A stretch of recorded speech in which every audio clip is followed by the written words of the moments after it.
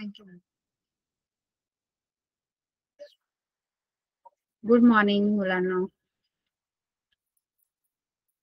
तर आज आपण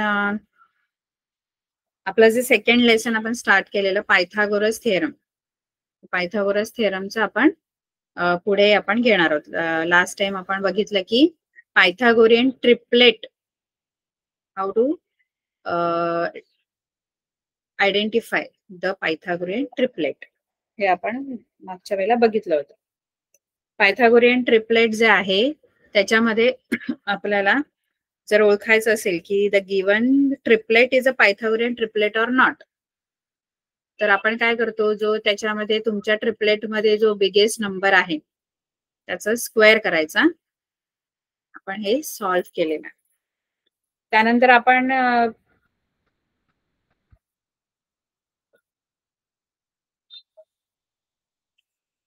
हे पण शिकलेलो आहोत. त्याच्यामध्ये आपण थिअरम ऑफ जॉमेट्रिक मीन हे पण आपण आय थिंक बघितलं होतं की फक्त पायथागोरियन. हा, आपण आता थिअरम ऑफ जॉमेट्रिक मीन बघणार आहोत. थिअरम ऑफ जॉमेट्रिक मीन मध्ये आपल्याला काय असणार आहे ते आपण बघूया. Theorem of geometric mean.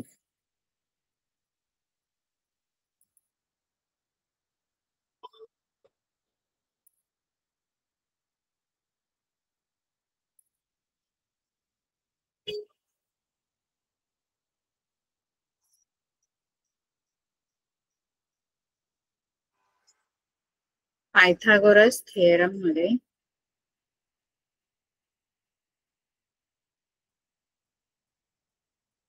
Theorem of geometric mean.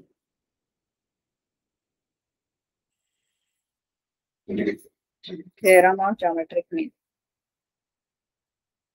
Theorem of geometric mean जो आपण यूज करणार आहे हे थिअरम कशासाठी आहे माहित आहे? समजा तुम्हाला एक राईट अँगल ट्रायंगल गिवन आहे.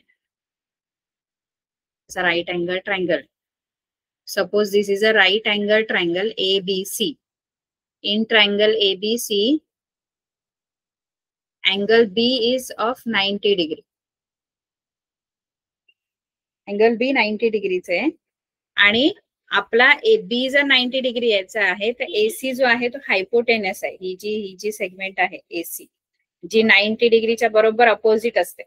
90 डिग्रीचा जो अँगल आहे त्याच्या अपोजिट साइड जी असते ती हायपोटेनस असते. AC is the hypotenuse. आता हायपोटेनस जो आहे, या हायपोटेनस आपल्याला जॉमेट्रिक मीनचा जो थिअरम आहे तो काय सांगतो आपल्याला, जर मी हायपोटेनस वर, if I will draw a perpendicular to the hypotenuse, म्हणजे suppose this is BD segment BD is perpendicular to hypotenuse AC. जो आपला AC आहे हायपोटेनस, त्याच्यावर आपण काय टाकलेलं आहे, परपेंडिक्युलर ड्रॉ केलेला आहे. आता अशी सिच्युएशन जेव्हा पण असेल, म्हणजे हायपोटेनस वर आपण जर एखादा परपेंडिक्युलर ड्रॉ केला, if I will draw a perpendicular to the hypotenuse, समोरच्या वर्टेक्स मधून, म्हणजे हायपोटेनस जिथे राईट अँगल बनतो, आता राईट अँगल कुठे बनतो, बी मध्ये, आणि बीच्या इथून जर मी हायपोटेनस वर असा परपेंडिक्युलर, बी जो तुमचा 90 डिग्रीचा अँगल जिथे बनतोय तो जो वर्टेक्स आहे बी, त्या वर्टेक्स मधून मी AC वर म्हणजे हायपोटेनस वर जर मी परपेंडिक्युलर ड्रॉ केला, तर तो जो परपेंडिक्युलर मी जो ड्रॉ केलाय की नाही, कोणता परपेंडिक्युलर आहे, तर तो BD आहे. So BD is the geometric mean. जो आपल्याला थिअरम आहे की थिअरम ऑफ जॉमेट्रिक मीन, त्याच्यातला जॉमेट्रिक मीन थिअरम काय आहे ते सांगते, पण आधी जॉमेट्रिक मीन म्हणजे कळलं पाहिजे. त्याचा थिअरम काय आहे ते आपण शिकणार आहोत. पण जॉमेट्रिक मीन कोणाला म्हणायचा, तर जॉमेट्रिक मीन म्हणजे जो हायपोटेनस वर परपेंडिक्युलर ड्रॉ केलेला आहे. हायपोटेनस वर जो परपेंडिक्युलर मी समोरच्या वर्टेक्स मधून जिथे 90 डिग्रीचा अँगल बनतो त्या वर्टेक्स मधून हायपोटेनस वर जो परपेंडिक्युलर ड्रॉ केलाय that is called a geometric mean. आता थिअरम काय आहे या जॉमेट्रिक मीनचा, बीडीचा जो जॉमेट्रिक मीन आहे ते तोचा थिअरम काय आहे, तर थिअरम असं सांगतो की जो जॉमेट्रिक मीन आहे त्याचा जो स्क्वेअर आहे बीडी स्क्वेअर इज इक्वल टू जे आपल्या हायपोटेनसचे या परपेंडिक्युलर मुळे हायपोटेनसचे जे दोन भाग झाले, एक एडी आहे आणि दुसरा डीसी आहे, एडी आणि डीसी, तर आणि डीसीचं मल्टिप्लिकेशन, जे दोन पार्ट होतात तुमचे हायपोटेनसचे त्याचा प्रोडक्ट हा जॉमेट्रिक मीनचा स्क्वेअर असतो. प्रोडक्ट म्हणजे मल्टिप्लिकेशन. एडी इंटू डीसीचं मल्टिप्लिकेशन केलं तर ते बीडी स्क्वेअर एवढं असणार. बीडी म्हणजे जो जॉमेट्रिक मीन आहे, याला म्हणायचं थिअरम ऑफ जॉमेट्रिक मीन. हाच आपला थिअरम आहे जॉमेट्रिक मीनचा. आता हा आपल्याला खूप ठिकाणी यूज करायचा आहे, खूप ठिकाणी आपल्याला वापरायचा आहे. This is the theorem of geometric mean and you have to use this theorem to solve many examples. So suppose you have this right triangle. समजा तुम्हाला हा right angle triangle दिलेला आहे.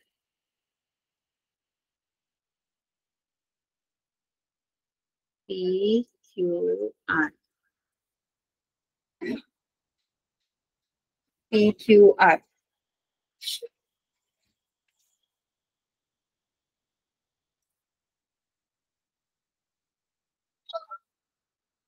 PQR is a right angle triangle, and if I draw the perpendicular from this vertex where right angle is formed, that is vertex R.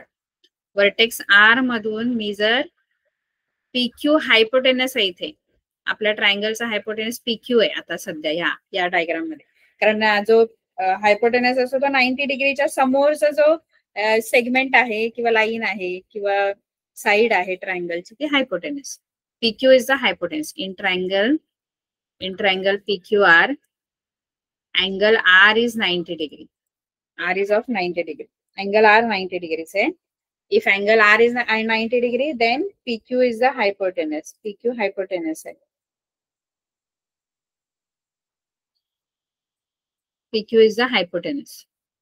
PQ hypotenuse आहे आणि R मधून मी RS is the perpendicular to PQ. Segment RS म्हणजे आपण 90 डिग्रीचा जो vertex आहे जिथे angle 90 डिग्रीचा बनतो R, तिथून मी हायपोटेनसवर परपेंडिक्युलर ड्रॉ केलाय RS. कशावर? आपलं हायपोटेनस. PQ हायपोटेनस आहे. जॉमेट्रिक मीन कोणता बनेल इथे, तर जो परपेंडिक्युलर टाकतो आपण हायपोटेनसवर तो जॉमेट्रिक मीन असतो. RS is the geometric mean. RS geometric mean आहे आणि त्याचा थिअरम नुसार जर RS जॉमेट्रिक मीन आहे तर by theorem of geometric mean, by the theorem of geometric mean, by the theorem of geometric mean, RS square जो geometric mean आहे त्याचा स्क्वेअर करायचा आणि त्याचा स्क्वेअर कोणाच्या प्रोडक्ट एवढा असतो, तर PQ चे जे दोन पार्ट झाले त्या परपेंडिक्युलर मुळे PQ चे दोन पार्ट झाले, एक PS आणि दुसरा SQ, यांचं प्रोडक्ट घ्यायचं. PS into SQ, RS square बरोबर.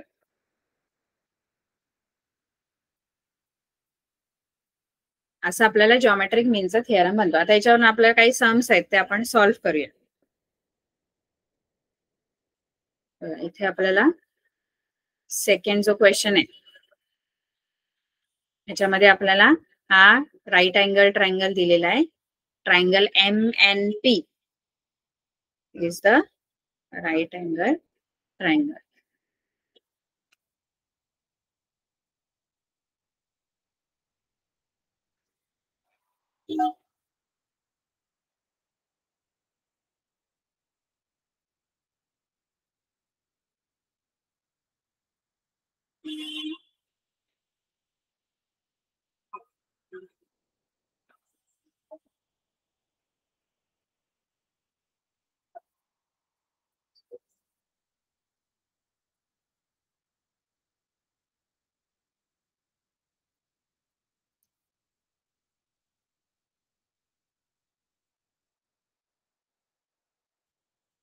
असं आपल्याला फिगर गिवन आहे आणि आपल्याला इथे काय काय दिलंय, MNP triangle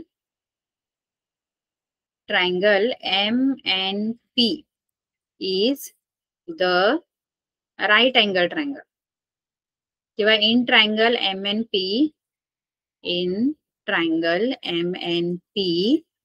angle N is equal to 90 degree.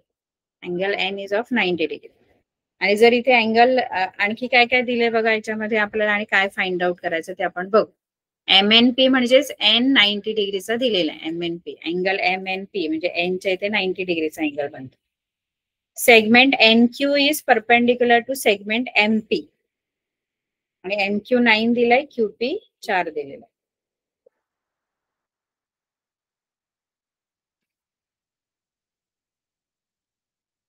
MNP 90 degree आहे. आता MNP जर 90 डिग्रीचा असेल तर इथे हायपोटेनस कोणता बनतो, 90च्या अपोजिट जी साइड आहे ही पूर्ण ही हायपोटेनस आहे MP. MP is the hypotenuse. आणि या हायपोटेनस वर परपेंडिक्युलर दिलेला आहे. Segment NQ is perpendicular to segment म्हणजे हायपोटेनस MP. NQ जो आहे तो हायपोटेनस वर परपेंडिक्युलर ड्रॉ केलेला आहे. जर असं असेल तर आपल्याला by the theorem of geometric mean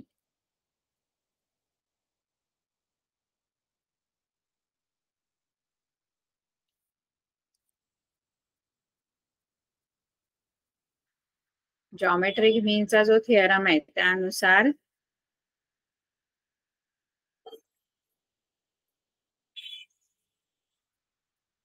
by the theorem of geometric mean NQ square is equal to MQ into QP किंवा PQ. आता याच्यामध्ये काय काय गिवन आहे आपण बघू, काय फाइंड आउट करायला सांगितलं आपल्याला. तर आपल्याला गिवन आहे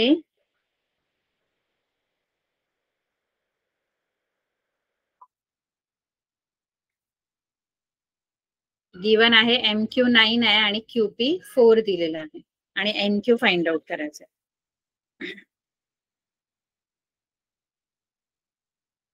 MQ 9 आहे, QP 4 आहे आणि NQ फाइंड आउट करायचं. मग NQ स्क्वेअर आपल्याला NQ फाइंड आउट करायचं. मग NQ स्क्वेअर तसंच ठेवा. MQ 9 आहे आणि QP 4 आहे इथे.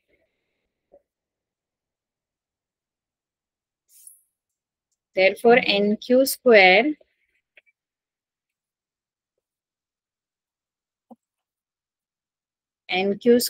is equal to 9 4s are 36. NQ square is equal to 36. मग NQ स्क्वेअर 36 असेल तर NQ जो आहे तो रूट 36 स्क्वेअर रूट घ्यायचा. स्क्वेअर रूट घेतला की हे स्क्वेअर निघून जातं म्हणून NQ is equal to 6. NQ ची व्हॅल्यू आपल्याला 6 मिळते.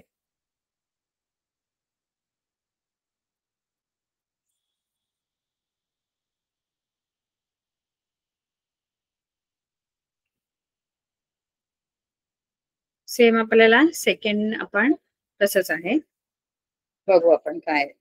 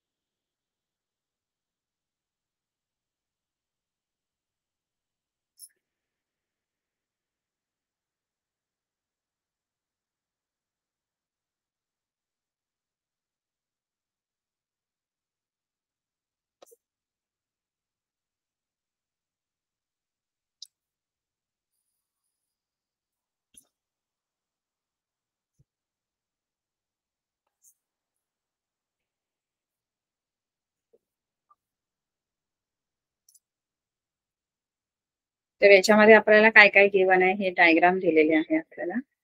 आणि आपल्याला याच्यामध्ये दिले की QPR 90 डिग्री आहे, PM परपेंडिक्युलर टू QR आहे, Q', M', R आहे, PM10 QM.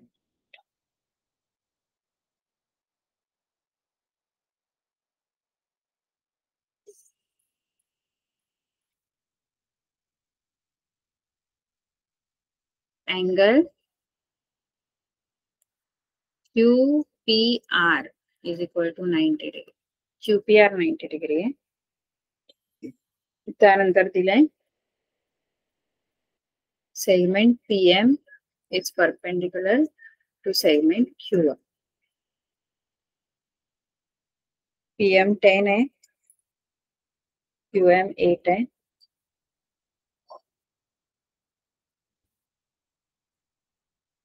QR find out करायचं.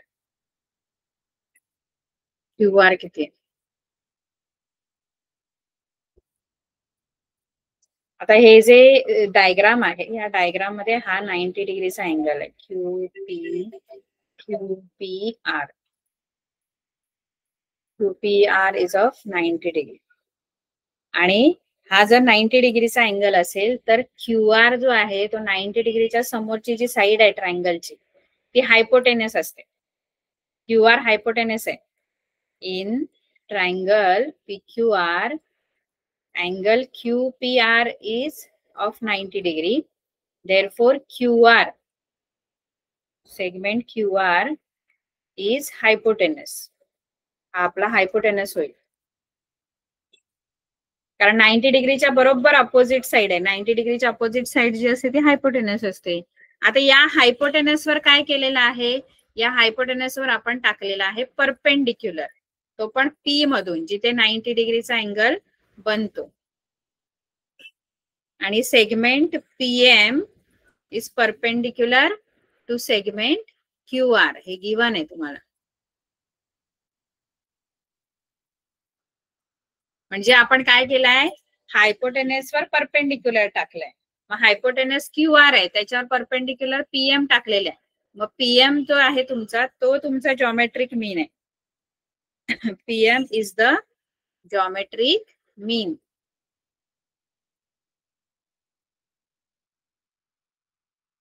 PM तुमचा जॉमेट्रिक मीन आहे. आणि थिअरम नुसार bye the theorem of geometric मीन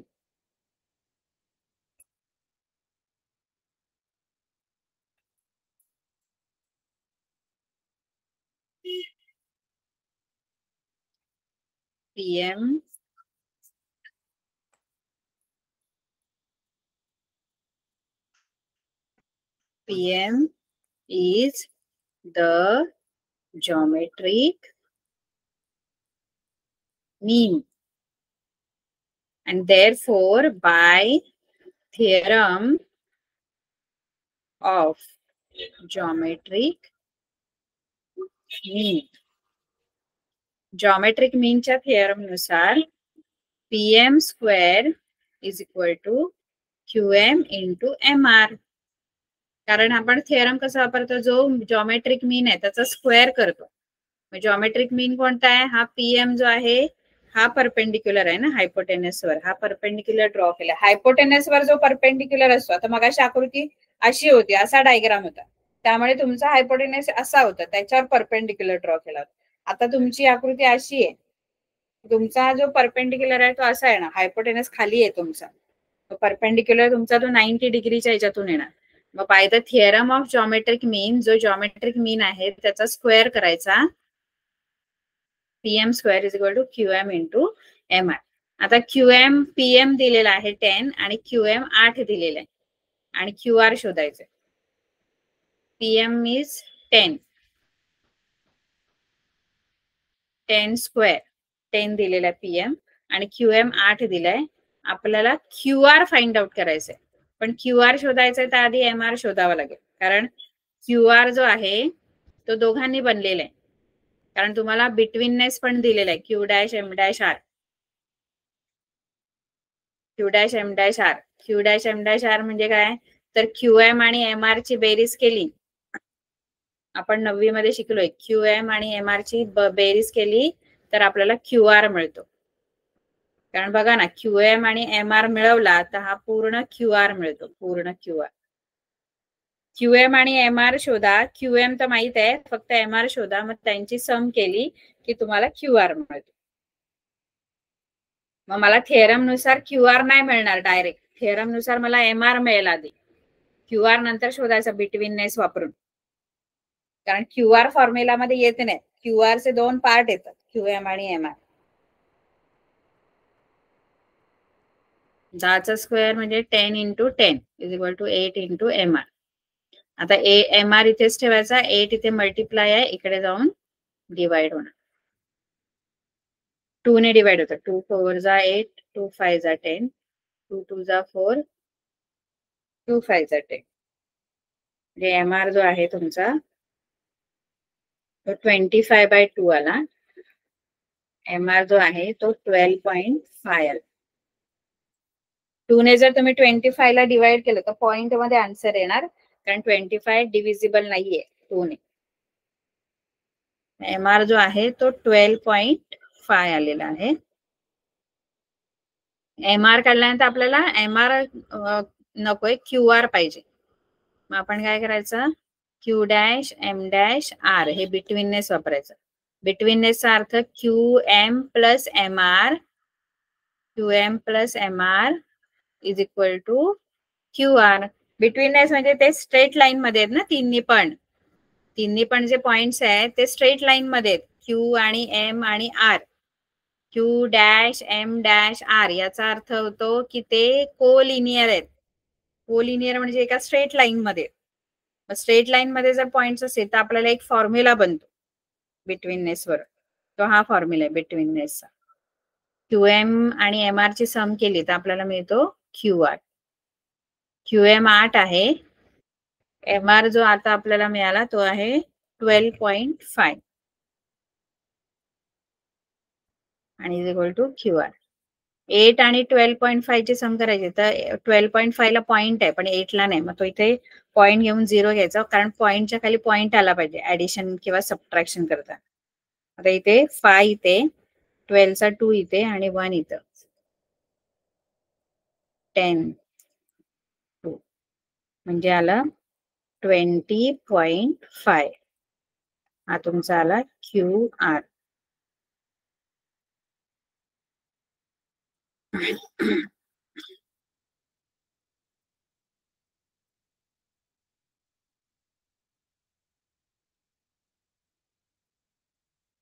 $20.5 आपला क्यू आर आलेला आहे आन्सर.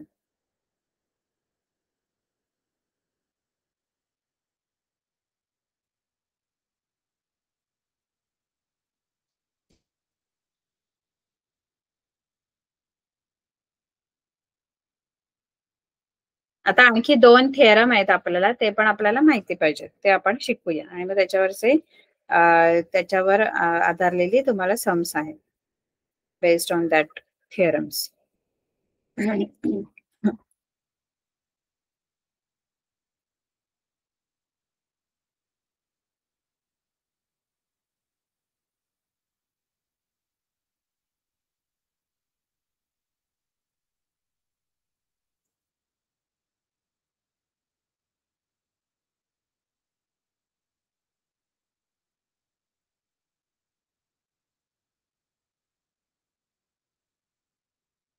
30 60 90 आणि 45 45 90 असे आपल्याकडे थिअरम्स आहेत 2.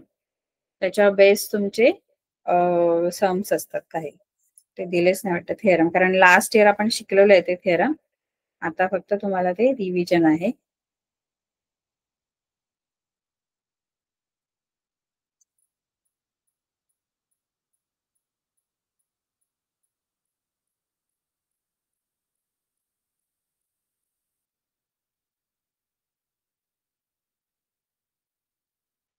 नाही आपल्याला, आपण असं शिकूया, याच्यामध्ये तुम्हाला दिलेलं नाही कारण ते लास्ट इयर होते.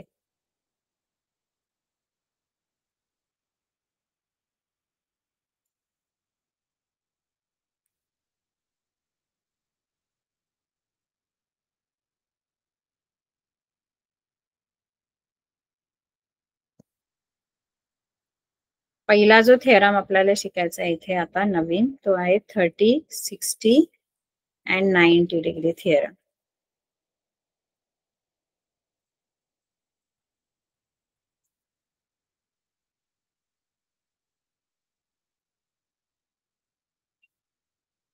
Thirty, sixty, 90 theorem. 30, 60, 90 मध्ये आपण या थेरमचा अर्थ काय आहे, समजा आता ट्रायंगल आहे तुमच्याकडे आणि त्या ट्रायंगलचा हा एक प्रकार आहे, ट्रायंगलचा टाईप आहे. म्हणजे कोणता टाईप, तर जो ट्रायंगल आहे याच्यामध्ये 3 अँगल असे असणार. म्हणजे एक अँगल 30 डिग्रीचा, दुसरा 60 डिग्रीचा आणि तिसरा 90 डिग्रीचा, असे तुम्हाला 3 अँगल्स समजा ट्रायंगल मध्ये मिळाले. कुठल्याही ट्रायंगल मध्ये समजा असे अँगल मिळाले ज्याच्यातला एक 90 डिग्रीचा, म्हणजे राईट अँगल ट्रायंगल आहे. 90 डिग्रीचा अँगल म्हणजे राईट अँगल ट्रायंगल. पण बाकीचे दोघांचं पण मेजर एक स्पेसिफिक मेजर आहे, एक फिक्स आहे की एकाचं 30 असणार आणि दुसऱ्याचं 60. आता हे कसंही असू शकतं, इकडे 30 इथे 60 असं पण असू शकतं. पण 30, 60, 90 एक अँगल 30 डिग्रीचा, दुसरा 60 डिग्रीचा आणि तिसरा 90 डिग्रीचा, असे जर अँगल्स तुम्हाला दिले असतील तर तो जो ट्रायंगल आहे तो या टाईपचा असतो. 30, 60, 90 टाईप आपण म्हणतो त्याला, प्रकार आहे एक ट्रायंगलचा. मग प्रकार म्हणजे काय, तर त्याच्यामधले जे अँगल आहे ते कसे असले पाहिजे, 30, 60 आणि 90. एक 30 डिग्री, एक 60 डिग्री आणि एक 90 डिग्रीचा असला पाहिजे. तर असे जर 3 अँगल तुम्हाला मिळत असतील, इथे बघा हा जो ट्रायंगल आहे ए बी सी, याच्यात पण मला तसेच अँगल दिसतात. एक ए जो आहे तो in triangle ABC, angle A जो आहे तो 30 डिग्रीचा आहे, अँगल बी जो आहे तो 90 डिग्रीचा आहे आणि अँगल सी जो आहे तो 60 डिग्रीचा आहे.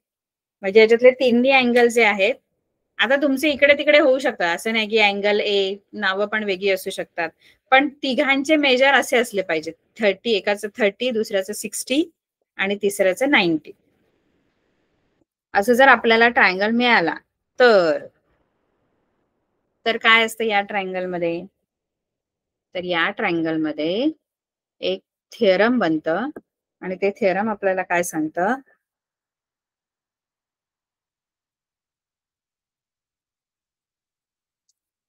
30च्या अपोजिट जी साइड आहे, 30 डिग्रीचा अपोजिट साइड, 30ची अपोजिट साइड, 30 डिग्रीचा जो अँगल आहे हा ए, त्याच्या बरोबर अपोजिट साइड जी आहे ही बी सी,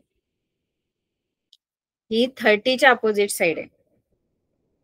ती बी सी जी आहे ती हायपोटेनसच्या हाफ असते. Half into hypotenuse. हायपोटेनस इथे एसी आहे, एसी म्हणजे 90 डिग्रीच्या अपोजिट साइड जी आहे ती एसी. 30च्या अपोजिट साइड आहे बीसी आणि तुमचा हायपोटेनस आहे एसी. हायपोटेनस म्हणजे 90च्या अपोजिट साइड, 90 डिग्रीचा अँगल बी आहे, त्याच्या बरोबर समोरची साइड जी आहे ती हायपोटेनस आहे. मग बीसी जो आहे तो एसीच्या हाफ असतो, हाफ इंटू एसी. एसी याचा अर्थ हायपोटेनस, म्हणजे 30 अपोजिट साइड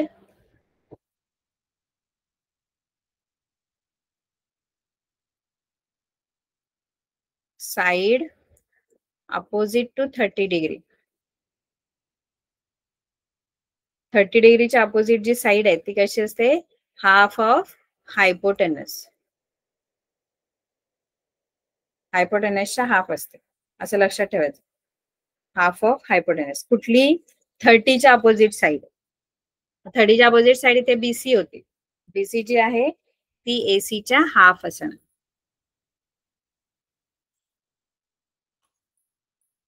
आता 30च्या अपोजिट साइड एसीच्या हाफ म्हणजे हायपोटेनसच्या हाफ असते. तसंच 60च्या अपोजिट जी साइड असते, side opposite to 60 degree,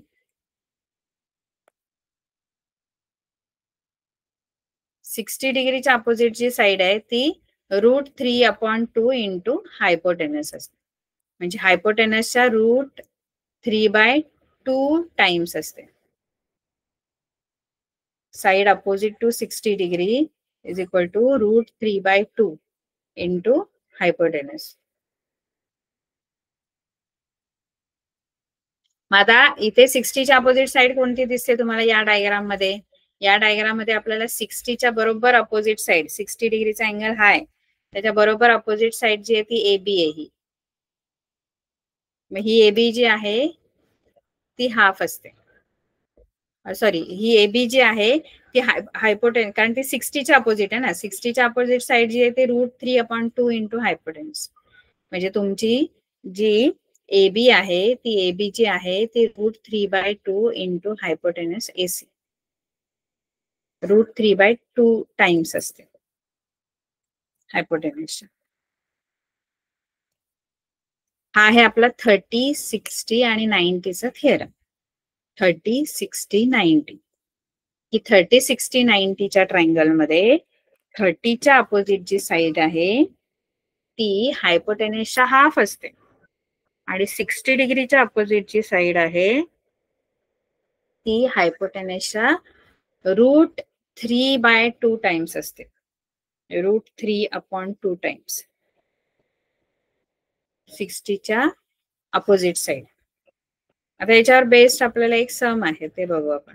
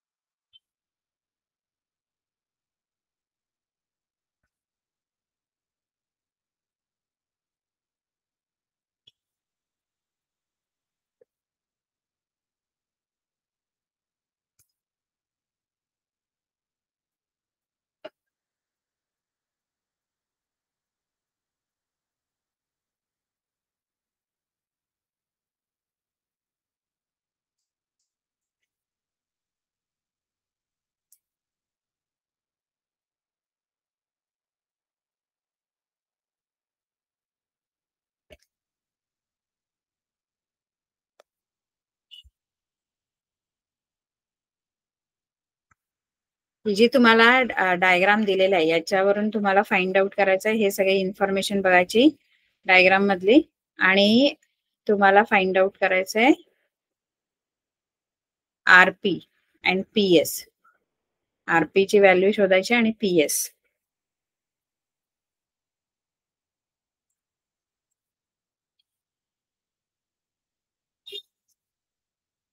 find out RP and PS.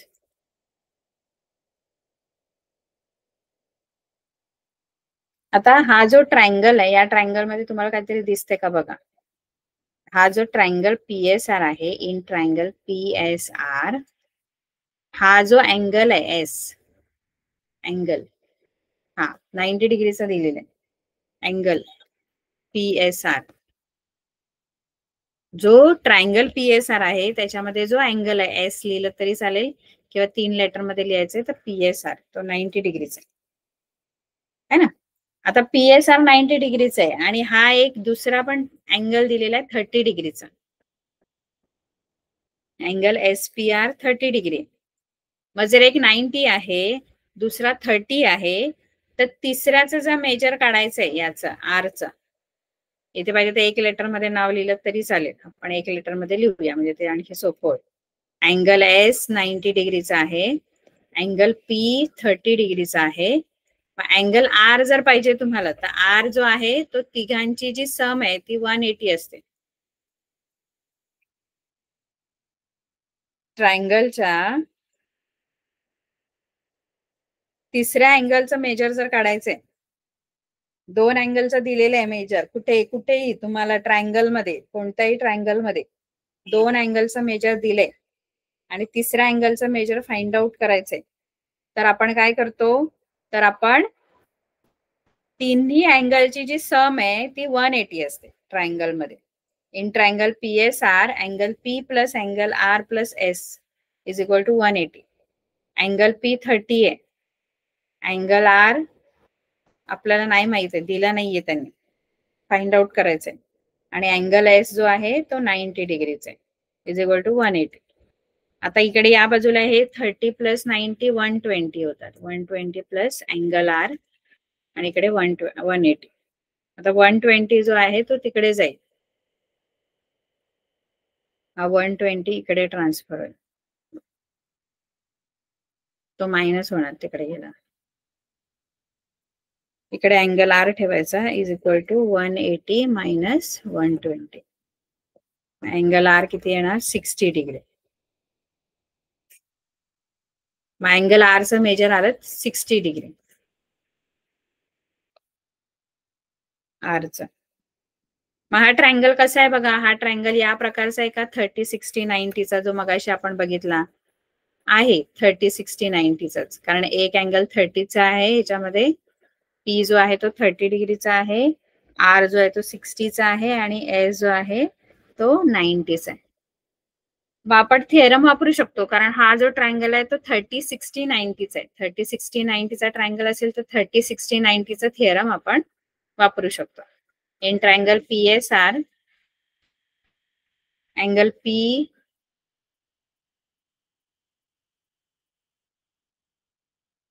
is of 30 degree, angle Q is angle S is 90 degree and angle R is 60 degree.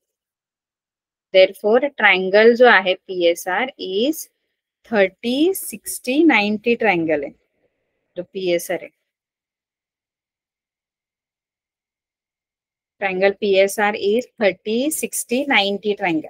आणि 30 60 90 ट्रायंगल जर असेल तर 30च्या अपोजिट जी साइड आहे ती हायपोटेनसच्या हाफ आहे. मग आपण बघूया 30च्या अपोजिट साइड कोणती आहे ट्रायंगल मध्ये. 30च्या बरोबर अपोजिट जी साइड आहे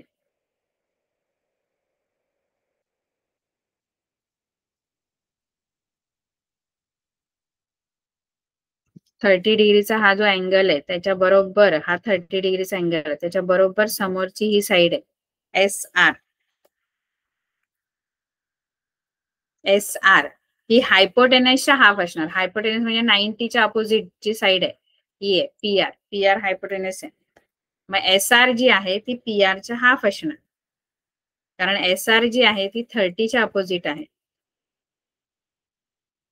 आणि SP जी आहे किंवा PS ही 60च्या अपोजिट साइड आहे.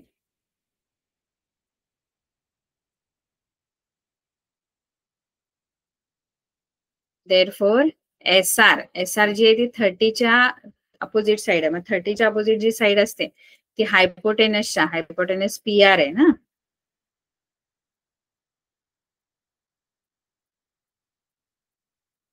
हायपोटेनस PR मग त्याच्या हाफ असणार. 30च्या अपोजिट साइड SR ही हायपोटेनसच्या हाफ असते PR च्या हाफ. मग PR मला दिलाय का बघूया की SR दिलाय. काय दिलाय SR दिलेला आहे 6. हा बघा इथे 6 दिलेला आहे SR. इथे 6 दिलेला आहे SR. मग SR ची व्हॅल्यू त्याच्यात टाका तुम्ही. SR ची व्हॅल्यू 6 दिलेली आहे मग ती इथे टाकणार तुम्ही आणि इथे हाफ इंटू PR हायपोटेनस मिळणार आता तुम्हाला. हा 2 जो आहे तो डिवाइड आहे तो इकडे जाऊन मल्टिप्लाय होणार आणि म्हणून PR तुम्हाला किती मिळेल. Therefore PR is equal to 12. PR मिळाला. आता हायपोटेनस मिळाला आपल्याला.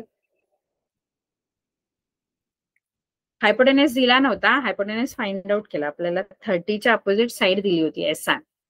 ती इथे SR टाकली 6. हा 2 डिवाइड आहे तो तिकडे जाऊन मल्टिप्लाय झाला आणि अशा प्रकारे आपल्याला जो हायपोटेनस आहे तो किती मिळाला 12 मिळाला. 12 हायपोटेनस. तर हायपोटेनस एकदा मिळाला की आपल्याला आणखी काय काय शोधायचंय बघूया. आपल्याला काय शोधायचं होतं PR मी शोधलेला आहे. RP म्हणजेच PR शोधायचंय तो मी शोधलेला आहे.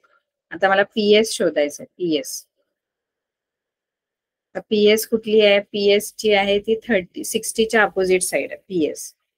मग ती √3/2 टाइम्स असते हायपोटेनसच्या.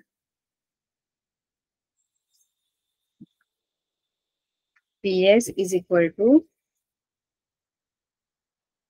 इथे रिझन लिहायचा हाफ का आहे ते आपण खाली करूया सांगतो. इथे SR हाफ का आहे कारण opposite side of 30 degree angle, 30 डिग्रीच्या अँगलच्या अपोजिट साइड आहे म्हणून ती हाफ असते, हायपोटेनसचा हाफ. पी आर इथे तुम्हाला 12 मिळाला.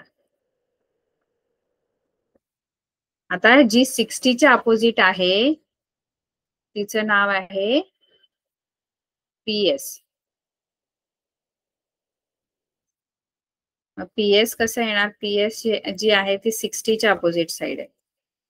PS is equal to √3/2 into hypotenuse. Hypotenuse म्हणजे पीआर. कारण 60च्या अपोजिट इथे लिहायचं, opposite to opposite side of 60 degree, 60 डिग्रीच्या opposite side. PS is equal to √3/2 into PR. मग √3/2 इंटू पीआर जो आहे तो 12 आलेला आहे. मग अशी आपण पीआर फाइंड आउट केला ना, तो इथे टाकायचा. 2 2 6 12 म्हणजे 6√3 असं पीएस येणार तुमचं. कारण अपोजिट साइड ऑफ 60 डिग्री. हे बेस्ड ऑन 30, 60, 90 वर बेस्ड आहेत सम तुमचे. 30, 60, 90 डिग्रीचा जो थिअरम आहे त्याच्यावर बेस्ड आहे.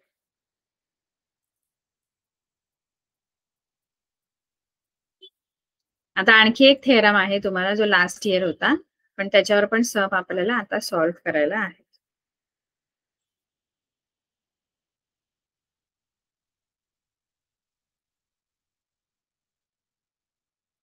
आताचा जो थिअरम आहे तो आहे 45, 45, 90 डिग्री. जसं 30, 60, 90 होता ना, तसं 45, 45, 90. मग इथे पण असंच आहे. जर तुम्हाला असा एखादा ट्रायंगल मिळाला ज्याच्या बदले जे अँगल आहे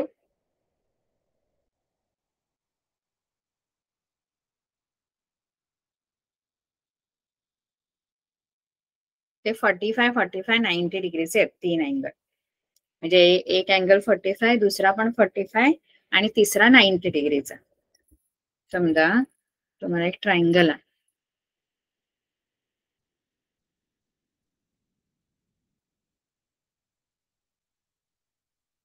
असा एक ट्रायंगल.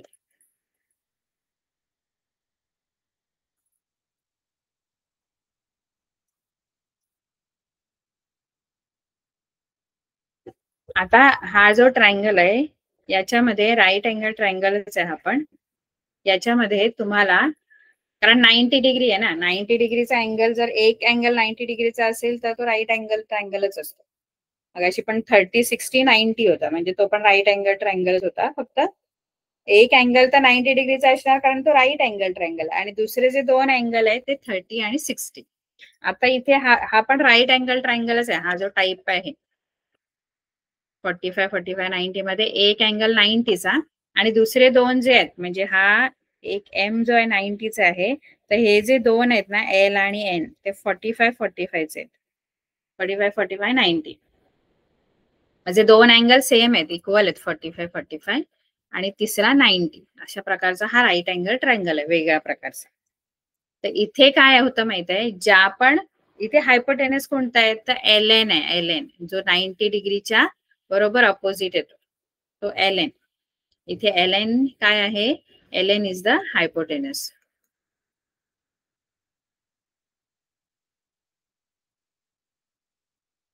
L N. आणि एल एन जर हायपोटेनस आहे तर उरल्या दोन बाजू एल एम आणि एम एन, ह्या एल एम आणि एम एन च्या दोन्ही बाजू आहेत त्या 45 डिग्रीच्या समोरच्या बाजू आहेत. 45 डिग्रीचे जे अँगल आहेत त्याच्या अपोजिट साइड आहेत. एल एम जी आहे, एल एम एलच्या अपोजिट साइड आहे. सॉरी, एनच्या अपोजिट साइड एल एम आहे आणि एलच्या अपोजिट साइड एन एम आहे. आता दोन्ही पण कशा आहेत साइड की 45, 45 च्या अपोजिट साइड आहेत दोन्ही पण. म्हणजे एल चा अँगल पण 45 डिग्री आहे. एल अँगल त्याच्या समोरची जी साइड आहे ती एन एम आहे, एन एम. आणि अँगल एन जो आहे तो पण 45 डिग्रीचा आहे. दोन्ही अँगल 45 डिग्रीचे. आपण एक थेरम शिकलो होतो theorem, आयसोसेल्स triangle theorem.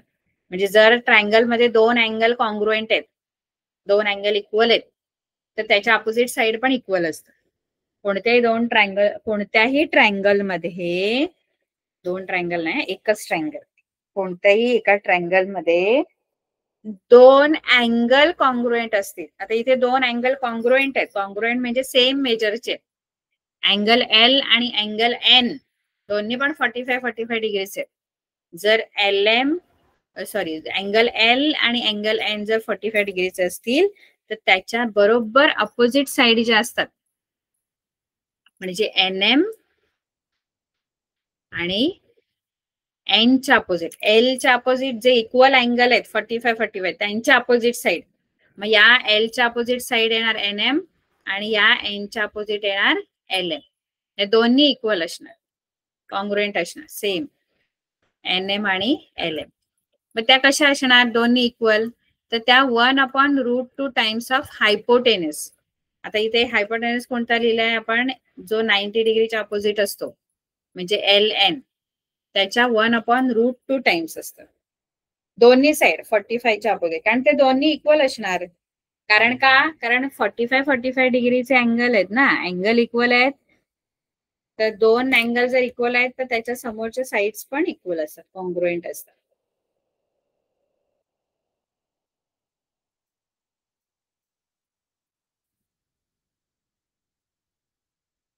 N M आणि एल एम कॉन्ग्रुएंट असणार, कारण 45 डिग्रीच्या अपोजिट साइड्स आहेत दोन्ही पण. आणि त्या कशा असतात माहिती आहे दोन्ही पण साइड?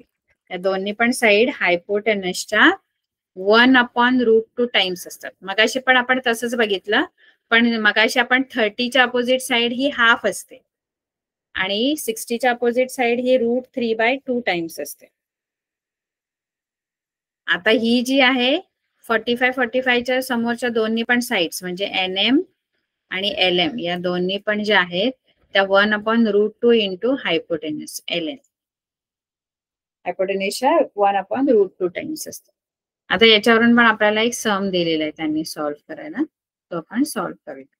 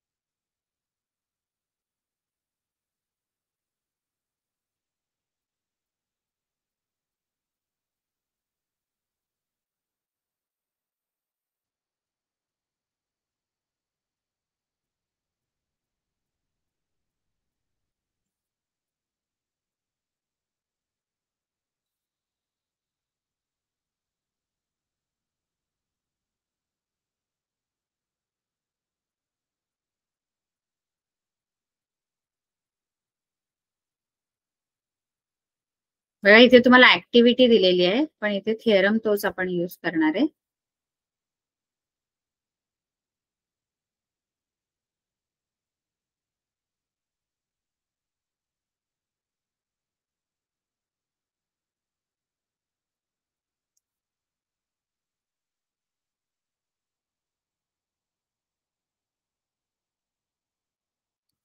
इथे आपल्याला काय ऍक्टिव्हिटी पाहिजे, ए बी आणि बी सी ची व्हॅल्यू काढायची, त्याच्यासाठी ही ऍक्टिव्हिटी कम्प्लीट करायची.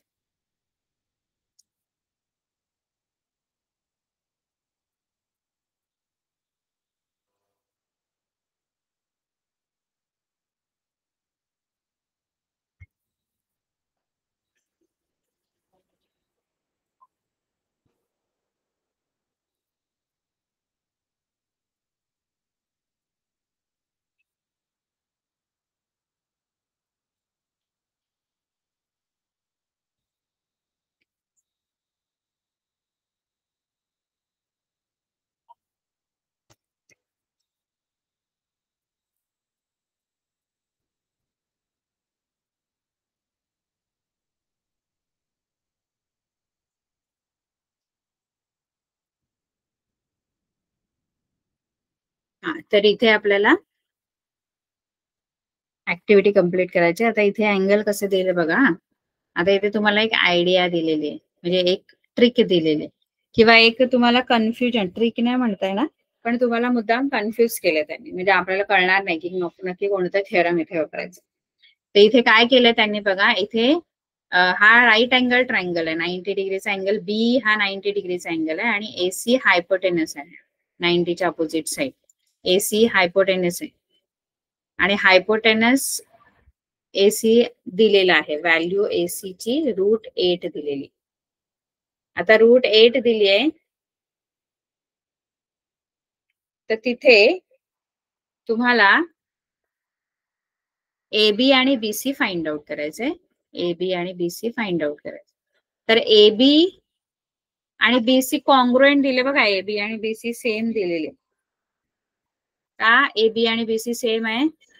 कारण ते गिवन आहे, दिलेलं आहे. ए बी आणि बीसी साइन बघा, ए बी आणि बीसी, ए बी आणि बीसी कॉन्ग्रुएंट आहे. तर ए बी आणि बीसी जर कॉन्ग्रुएंट आहे, याचा अर्थ हा 45 45 90चा अँगल ट्रायंगल आहे. जर 45 45 90चा जर ट्रायंगल आहे, बघा ट्रायंगल मध्ये, राईट अँगल ट्रायंगल मध्ये जर दोन साइड्स इक्वल असतील, दोन साइड इक्वल असतील, तर तो ट्रायंगल हा 45 45 90चा असतो.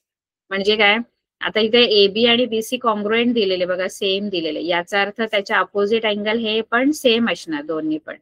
म्हणजे ए बी च्या अपोजिट सी अँगल आणि बीसी च्या अपोजिट ए अँगल, हे दोन्ही पण 45 चे असणार, कारण हा राईट अँगल ट्रायंगल आहे. आणि राईट अँगल ट्रायंगल मध्ये दोन साइड जर कॉन्ग्रुएंट आहे, तर तो 45 45 90चा ट्रायंगल.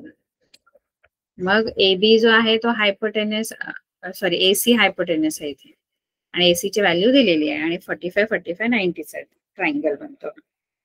कारण दोन साइड इक्वल आहेत बघा, दोन अँगल इक्वल असले की त्याच्या अपोजिट दोन साइड इक्वल असतात, आणि दोन साइड आपण आयसोसेल्स ट्रायंगल थिअरम शिकलो 9th मध्ये. आयसोसेल्स ट्रायंगल थिअरम, आयसोसेल्स ट्रायंगल थिअरम मध्ये कोणताही, आणि त्याचा कॉन्व्हर्स होता, म्हणजे कोणत्याही दोन साइड कॉन्ग्रुएंट असतील तर त्याचे अपोजिट अँगल कॉन्ग्रुएंट असतात, आणि त्याचे उलट पण, दोन अँगल कॉन्ग्रुएंट असतील तर त्याच्या अपोजिट साइड्स कॉन्ग्रुएंट असतात.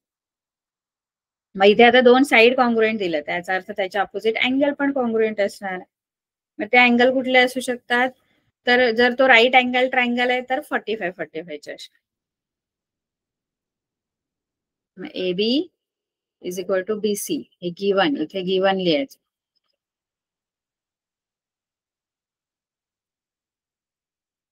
आता अँगल बीएसी विचारलं, angle BAC, angle BAC 45 degree आहे, कारण तो ते दोन्ही कॉन्ग्रुएंट अँगल.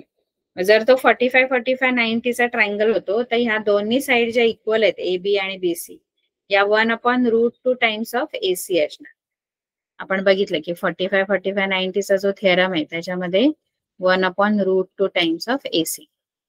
आता 1/√2 टाइम्स ऑफ √8, कारण एसी जो आहे तो √8 आहे. इथे परत 1/√2 येणार या बॉक्सवर, है ना. इथे परत 1/√2 येणार, सगळीकडे 1/√2, कारण इकडे त्यांनी सिम्प्लिफाय केलं नाही अजून. 1/√2 1/√2 1/√2. आता हे √8च्या जागी त्यांनी 2√2 आणलेले. ते कसे आणले 2√2? तिथे तर √8 होते, √8 होतं ना, इथे 1/√2, इथे एसीच्या जागेवर त्याची व्हॅल्यू टाकली, एसी √8 आहे ती व्हॅल्यू, आणि या √8 ला अजून आपण सिम्प्लिफाय केलेलं आहे. √8 ला सिम्प्लिफाय कसं करायचं, √8 जो आहे 8 चे फॅक्टर्स पाडायचे, आणि असे फॅक्टर्स पाडायचे ज्याच्यामध्ये एक परफेक्ट स्क्वेअर आहे का चेक करायचं. जसं √8 चे फॅक्टर्स पाडताना आपण 4 2 चा पाडू शकतो, 4 2 8 होतात, कारण त्यातला 4 जो आहे ना तो स्क्वेअर आहे हा 2 चा, त्यामुळे तो रूट मधून बाहेर पडू शकतो 4, कारण रूटचं साइन आहे ना तिथे, रूटचं साइन आहे, तर त्याच्यातून काहीतरी आपण असं सिम्प्लिफाय करायचं. म्हणजे 8 चे असे फॅक्टर पडा की त्याच्यामधला एक स्क्वेअर नंबर असला पाहिजे, की जेणेकरून तो स्क्वेअर रूट मधून बाहेर पडेल. मग 8 चे तसे फॅक्टर पडतात, त्याच्यातला एक नंबर स्क्वेअर नंबर आहे, जसं 4 2 8, कारण ह्याच्यातला 4 जो आहे तो स्क्वेअर नंबर आहे, कोणाचा तरी स्क्वेअर आहे, त्यामुळे तो रूट मधून बाहेर येणार. मग 4 कोणाचा स्क्वेअर आहे? 2 चा. मग बाहेर येताना हा 4 जो बाहेर आला तर तो बाहेर येताना 2 होणार आणि आतमध्ये हा 2 राहणार, कारण हा जो 4 आहे त्याचा स्क्वेअर रूट 2 आहे. 4 चा स्क्वेअर रूट 2 आहे, म्हणून मग तो 4 रूटच्या बाहेर येतो. रूट 8 ला सिम्प्लिफाय कर, कुठलाही स्क्वेअर रूट मधला जो नंबर आहे त्याला सिम्प्लिफाय करता आलं पाहिजे.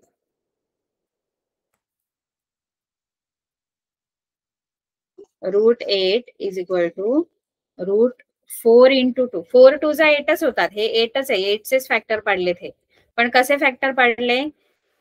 तर याच्यातला एक नंबर हा स्क्वेअर नंबर असला पाहिजे, जी जेणेकरून तो स्क्वेअर रूटच्या बाहेर आलाय आणला जातो. म्हणजे 4 जर स्क्वेअर रूटच्या बाहेर आला, म्हणजे 4चं जर स्क्वेअर रूट काढलं तर ते 2 आहे, म्हणून ते 2 लिहायचं बाहेर. आणि हा 4 बाहेर येणार, तो बाहेर आला की 2 होणार, कारण 4चं स्क्वेअर रूट 2 आहे आणि रूट मध्ये 2 शिल्लक राहणार, म्हणून इथे 2 रूट 2 दिलेला आहे. आणि 2 रूट 2 दिल्यावर इथे रूट 2 कॅन्सल होणार आणि फक्त राहणार 2 1 जा 2. अशा प्रकारे आपण हे ए बी आणि बी सी जे आहेत ते 2 मिळतात. आता तुम्हाला होमवर्क हा सगळा करायचा आहे, क्वेश्चन नंबर 5 पर्यंत सॉल्व्ह करायचं आहे. सगळं मी तुम्हाला सॉल्व्ह करून दिलेलं आहे, तुम्हाला पुन्हा एकदा सॉल्व्ह करायचंय.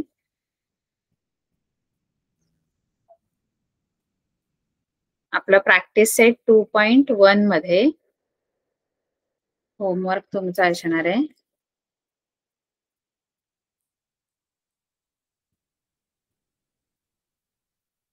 Practice set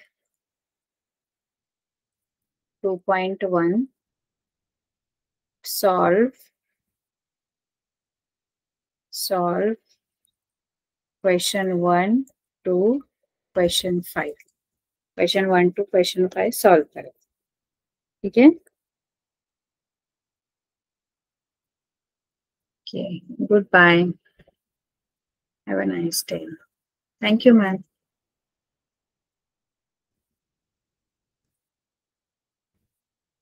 Yeah, thank you. Thank you.